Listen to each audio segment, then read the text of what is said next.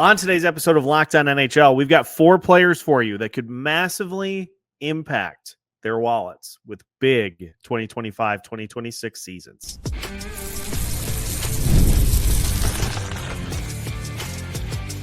You're Locked On NHL, your daily podcast on the National Hockey League. Part of the Locked On Podcast Network, your team every day. What's happening, everybody? Welcome to another episode of Locked On NHL, your daily podcast on the National Hockey League. We are your first listen each and every day. We are your team each and every day, and we thank you for making Locked On NHL a part of your daily listening plans.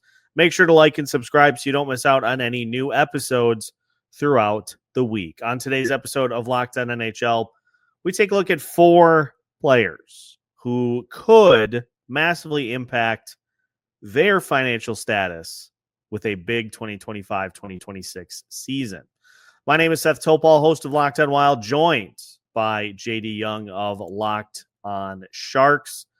And JD, we are going to start by diving into a team that we don't talk a ton about. The Montreal Canadiens, the Habs. And one player who is sitting on a very interesting situation himself is the power play merchant from last year, Mr. Patrik Laine, who could massively impact his financial future by having a big year in 2025-2026. All told, for the Canadiens, he had 20 goals, 13 assists this past season in 52 games. And he was a player that was acquired by Montreal after Laine just wanted a fresh start, a new chance somewhere else. Worked out pretty good in year 1, but it will be very interesting to see how Laine looks now that he's comfortable with that system, now that he's familiar with the organization. He's healthy. He's also healthy. That's kind of a big deal. It was a good initial honeymoon phase for both player and team, and it looks like this is one that, it could be one that that blossoms into something more here this season. Yeah, I think for Laine, like he's an interesting one to me because, right? I mean, he's brought in to help, one as a veteran type of player for a pretty, relatively young team, especially in the forward department. 2, to help score, and that's what Patrik Laine does. He's helped score, and as you said, that power play merchant. And, right, we didn't really get the full Laine experience last year because of the injury. And a guy who, like, first we thought he might be gone for the entire season. Then it was like, maybe he's back around like the trade deadline.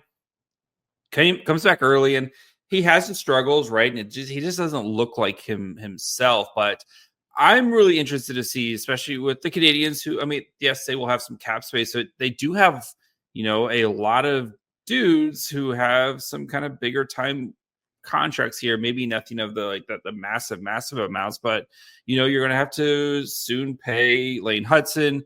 If Zach Balduke has a good season, like he's going to need a new contract. You're probably going to need to continue to add more pieces to the defense here, and that money can all of a sudden, when you think you have a lot of cap space, all of a sudden it's gone, right?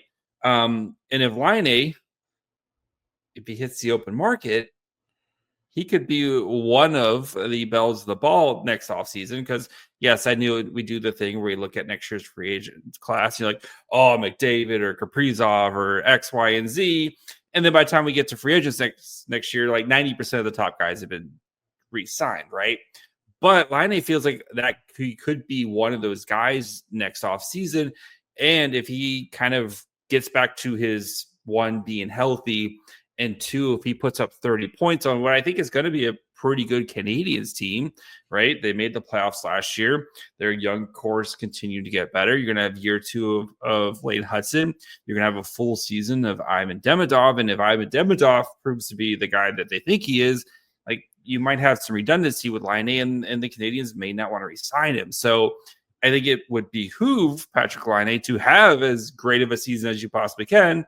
That way you can go into next offseason and try to kind of get that one huge contract and for, to kind of solidify where you're going to be for the rest of your career. So I think he is the guy when it comes to like guys who could, older veteran guys who could really set themselves up for a nice offseason next year.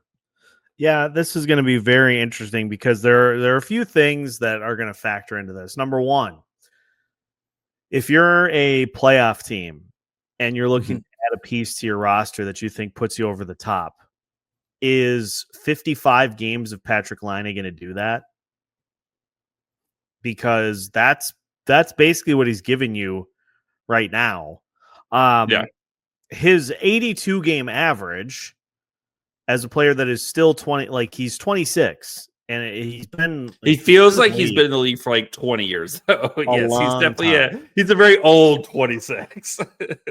His 82 game average for a full season is 34 goals, 30 assists. So when he is healthy, he is able to give you tremendous amounts of scoring. And even if you go back to the 2021-2022 season, he had 26 goals in 56 games. But is he that guy? I think what we saw with Montreal this past season is how he can be effective for a team.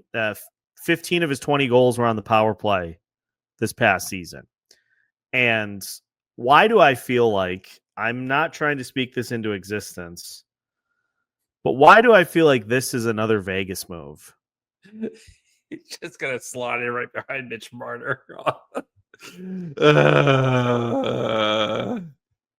I mean, I hope not, because I hope not. They have, or he's going to sign like a really cheap deal to go play with Florida, where he's just going to put up a bajillion goals, and I can see that too. But no, I can kind of see him be like next year's Nick Ehlers, right? A guy who is scored, maybe not gotten a lot of ice time because of the way that the Jets utilized him, right? But was one of the top guys in this year's free agent class.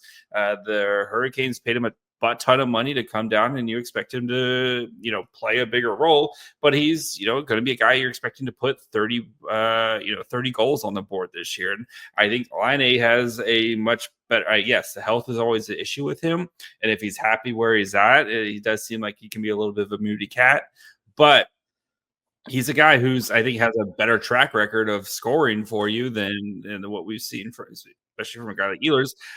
I just think if the Canadiens continue to be good this year and be a team we expect to be in the playoff mix, right? Maybe they make it, maybe they don't, maybe they take a step back. But right, you have Cole Caulfield, you have Suzuki, you have Slavkovsky, like all those guys are still really young. You have Demidov, who's already going to be crowned the Calder, the Calder trophy winner this year before they even played. Noah Dobson coming over like this, and Lane Hudson in year 2. Like, this team is going to put up offense. I think this team is going to score. Like, I would be surprised if they're not, at least in the top third when it comes to scoring this year. And I think Laine is going to be set up where he can let all these young kids run around, and he can just be kind of crush one-timers and score a bunch of goals this year. And again, teams always look for scoring, man. Like, I totally see himself do it. Yeah. There's going to be some team out there that's like, well, if Ovechkin can do it for Washington, Laine can do it for us. Yeah, it might work for us. It's a preposterous. It hasn't worked for anyone else, but it might work for us. It might work for us. That's the Evander Kane situation. That's the Arrested Development callback that we were all waiting for, by the way. Yeah. So it'll be interesting. You brought up if he's happy where he's at too, and that is something that does have to be addressed, because he's been traded. He has played for 3 teams now. He's been traded twice, and it is something that led to him saying goodbye to Columbus. It's something that kind of flared up in Winnipeg as well. So ultimately, every player wants to win. There are really no players who are like, honestly, I just want the money. Everybody wants Jeff to win. Skinner would like a word with that. Well, yeah. John Klingberg too. John Klingberg didn't want to say no to $3.5 million from the Toronto Maple Leafs, and I wouldn't either, to be fair. Yes. Jeff Skinner, 1 year playing in the playoffs. I'll go back to playing with some garbage team that's not making the playoffs. Thank you very much. Sweet mercy. Just give me 4.5, please. Yes. But Laine wants to win, and so he's going to go to a spot that has a chance for him to do that. I would imagine he's going to want to go somewhere where he is playing with some skill on his same line.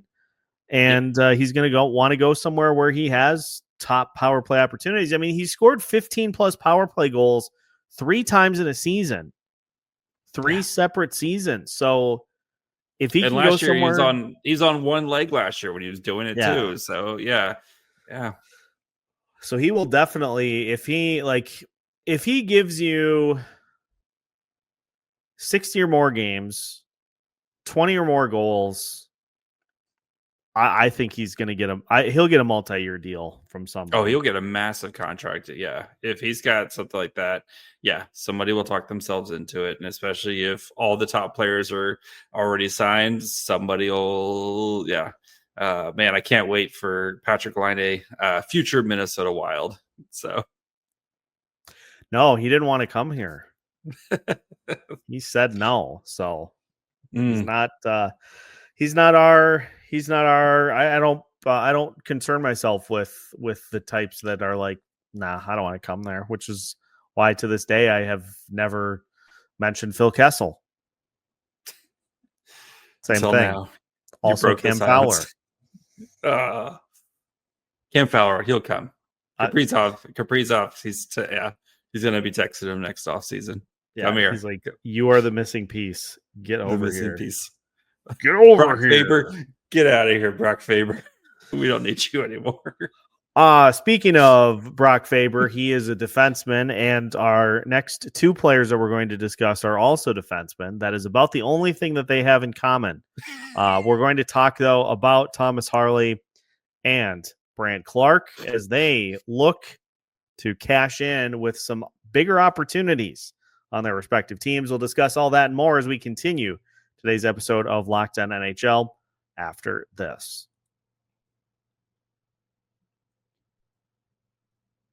Today's episode of Locked On NHL is brought to you by Monarch Money. Do you ever wish your money was easier to manage? With Monarch Money, it can be. Whether you're growing your savings or planning a big purchase, Monarch puts you in the driver's seat. It's like having your own personal CFO, giving you full visibility and control over your finances. Monarch Money is more than a budgeting app. It's a complete financial command center. You can track all of your accounts, investments, and spending all in one place. So in addition to managing your money, you are also building wealth. No more having to collect multiple apps like Infinity Stones, like your credit card app, your investment app, your retirement app, whatever. It's all in one place with Monarch Money. It's just one app that takes care of all of it. So take control of your finances with Monarch Money. Use code LOCKEDONNHL at monarchmoney.com for 50% off your first year. That's monarchmoney.com, code LOCKEDONNHL for 50% off your first year. Hello and welcome back to today's episode of Locked On NHL. Once again, we thank you for making Locked On NHL your first listen each and every day. Make sure you subscribe on YouTube and your favorite podcast platforms so you don't miss out on any new episodes throughout the week. Moving from Patrik Laine to a couple of defensemen that are looking to cash in with a strong season.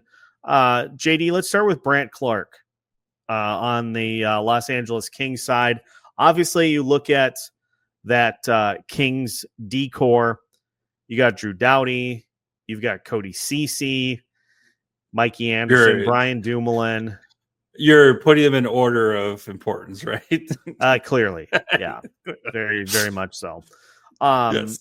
But you look at these guys, too. I mean, Doughty's 35. Ceci's 31. Dumoulin's 33. Joel Edmondson is signed for multiple years. He is 32. And it just feels like there is going to be some opportunity. Drew Doughty has started to run into the injury bug quite a bit over the last few seasons. Although, to be honest, not a lot of that is his fault. There's been some pretty bad luck with a couple of those injuries. So I'm not going to hold it too much against him, but he is also 35.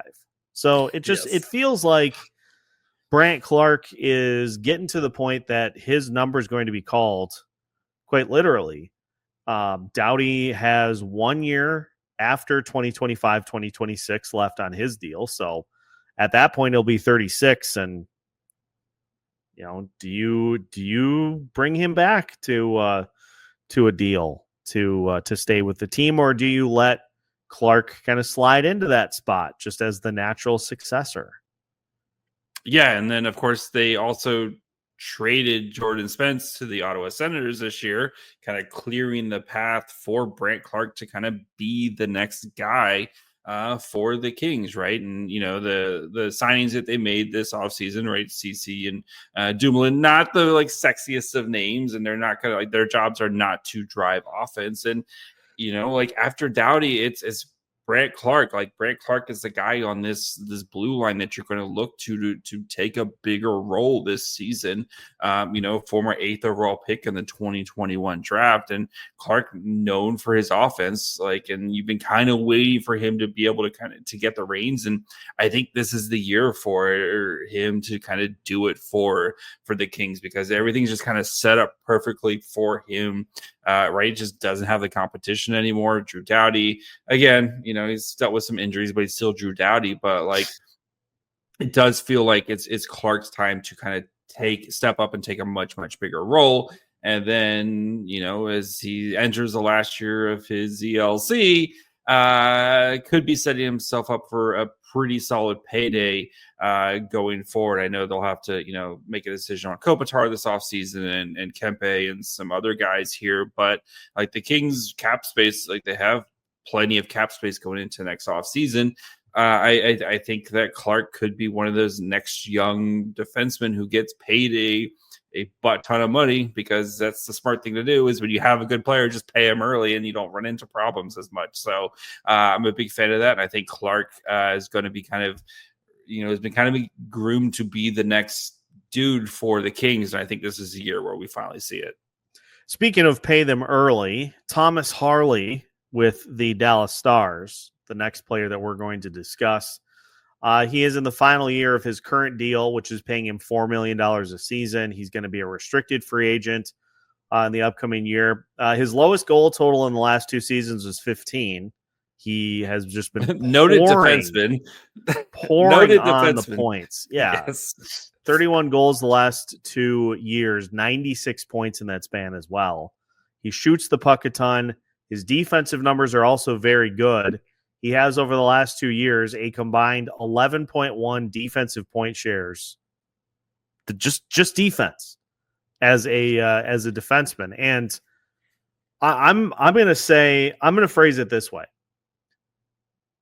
Not only does Harley have the potential to really cash in and put himself in Heiskanen territory, Dallas needs him to. Yes. They need him. They need him to be that good, because the rest of that decor is patchwork. I don't think does it justice. It is. When you're leaving your dorm and you use a toothpaste to fill the holes and stuff, it kind of feels a little bit like that with some of the not even the patchwork. But no, I think Harley is a guy who here's a guy doing my Chris Collinsworth. Here's a guy who like you said, Dallas needs him to be the guy for. And yes, I know you have Miro Heiskanen, who signed for that 4 years, including this season. But Harley, again, another guy where I just don't think you mess around with it. I know Dallas is really tight to the cap right now. They have $1 million for this season, but they have everyone signed. It opens up a little bit. You look at Jason Robertson. They got to decide what they want to do there, but you have some contracts starting to kind of come off the books. You're starting to kind of cycle out of some of your aging guys. But I like if Harley, like teams, everybody, 31 other teams would be calling it if Thomas Harley was potentially available because you can't afford to pay him. Yeah, everybody in the NHL will be looking to acquire Thomas Harley because he's good. And finding good defensemen who are young like that, it's one of the toughest things in the NHL. And yes, I know he's left-handed, so of course Mike Greer would be all over him because the Sharks can't have right-handed defensemen. But like you should, again, that pay your young players and just lock them up long term. I expect him to sign a massive contract next season because, yeah, like you said, 15 goals a year. You can just pencil in 15 goals a year from your defenseman. Sign me up. How frustrating is the Tyler Seguin no movement clause right now, do you think, for Dallas? So frustrating. Yeah. That's $9.85 million $5 million that you could really, really use. You could really use that money. You wonder if they're just like that. They're penciling it, and that's the Thomas Harley money. You know, like GMs, they kind of budget like, okay, when's this contract? Like, this is gonna like that's just the Thomas Harley money right there. Is like, okay, we'll just give him like 8, or I guess it'll be 7 years at $10 million or something like that. Like, this is gonna be your like that money's just going to Thomas Harley at some point. Yeah. So, or I mean, what do you do with Jason Robertson, which is another conversation of. Yeah, what do you do with him? So, but he go, as the immortal Hawk Harrelson would say, the longtime play-by-play man for the Chicago White Sox. He go. Does feel like he's gonna get. I mean, he's gonna. I don't know how you can make the cap logistics work by signing him because he's gonna want to raise. So he's gonna want to go from 7.75. He's gonna want to go to 9. Oh, he's Harley gonna be in the tens. Like that's that thing's gonna start with a 1. So especially a young player who scores 30 goals a year, like you can again pencil in 30 goals a year from Jason Robertson. You're gonna have to find a way to get Ilya Lyabushkin back on the roster in a couple years.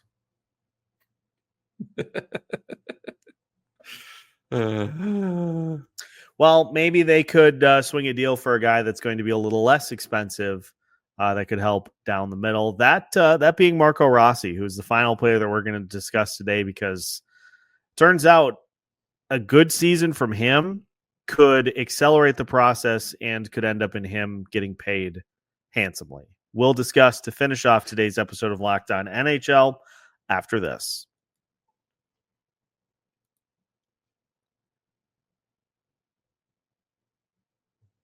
Final segment of today's episode of Locked On NHL. Once again, we thank you for making Locked On NHL your first listen each and every day.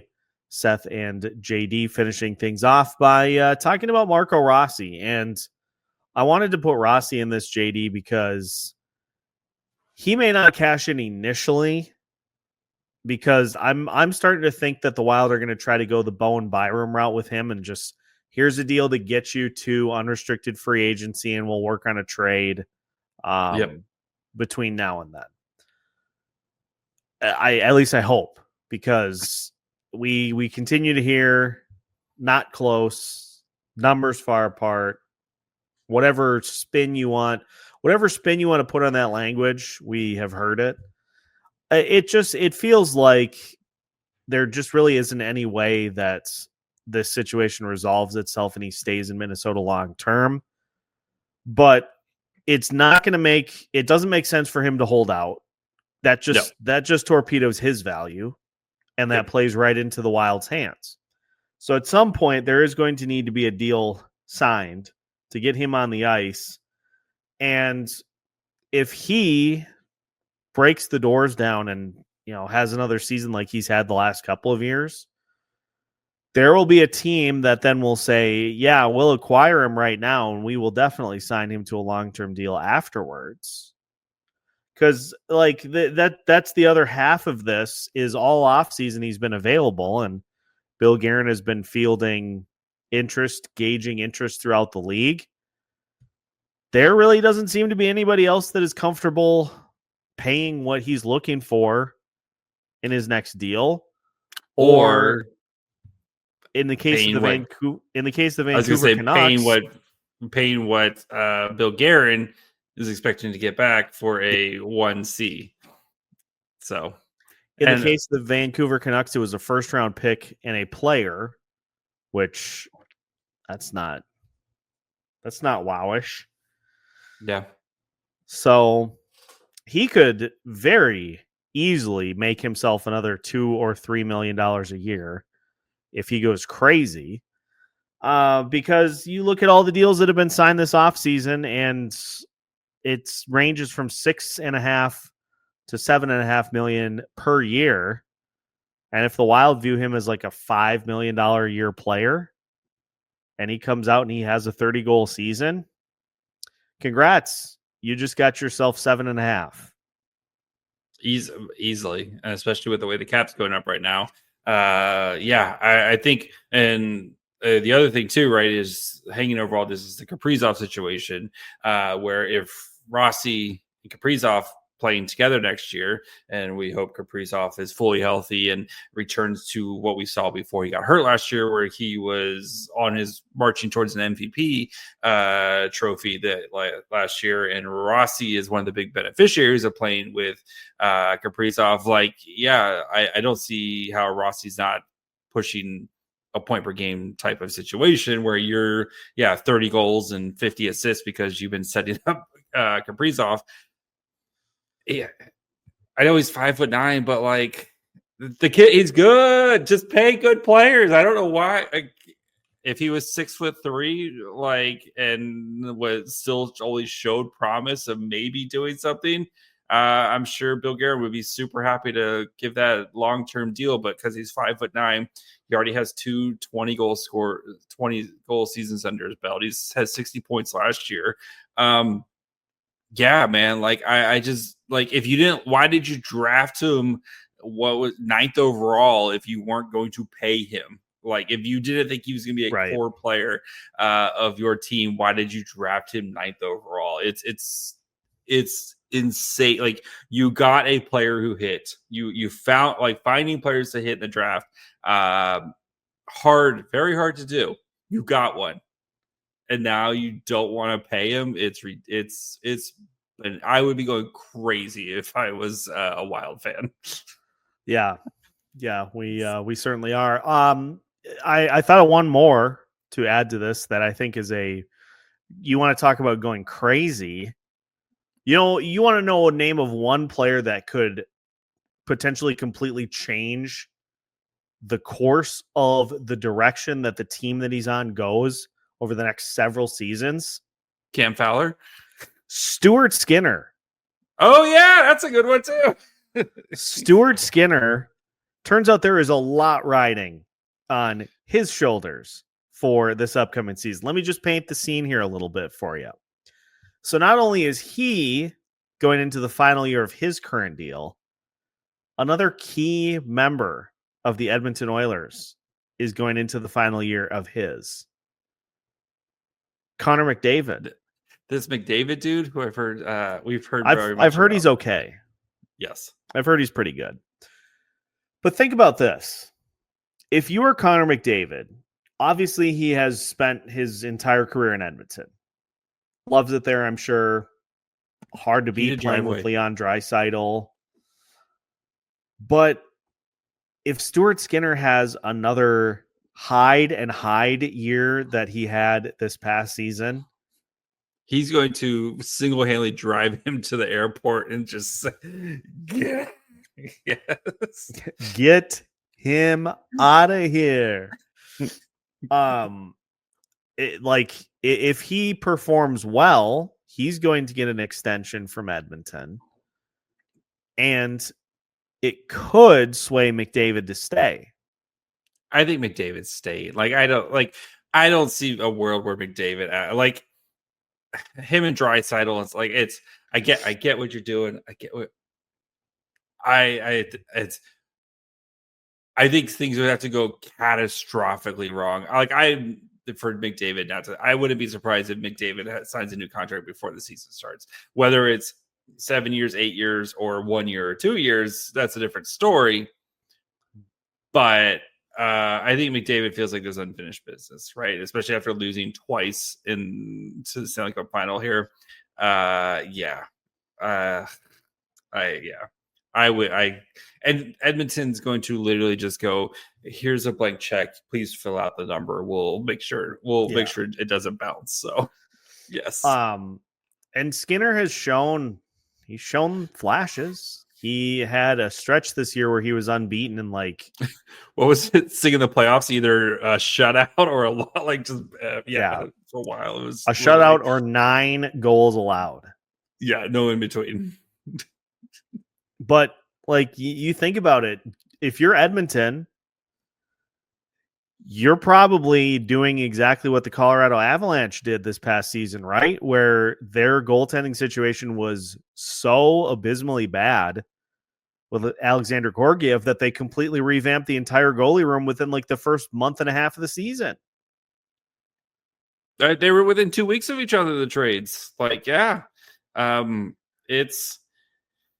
going to the season with Calvin Pickard and Stuart Skinner, both who are UFAs.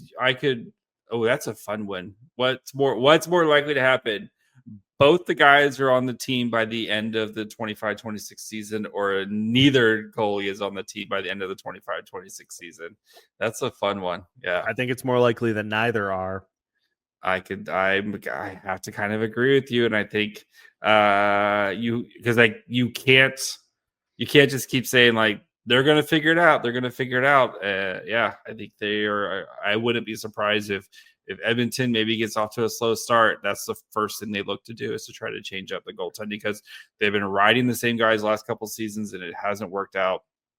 You do wonder if, this is the year where they're like, we have to do something different. What's the definition of insanity? Continuing to show faith in the same goalie that has let you down in the postseason multiple times. Yes, I know he has gotten you to the Stanley Cup final, in large part due to his own performance, but he also has gotten you no further. So and it's not like he didn't lose his starting job in the playoffs last year and the only reason that he went back in is because Pickard got hurt. So, yep.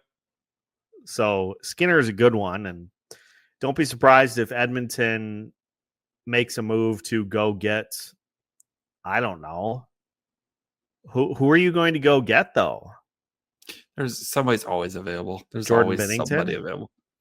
Oof, that would be spicy. That would be Carolina Reaper hot. I'm just going to put that there. Spicy. Just going to put that there. We moved out of Vander Kane, so we get Jordan Binnington into the line. Evander Kane ran out of town so Jordan Binnington could walk in. Who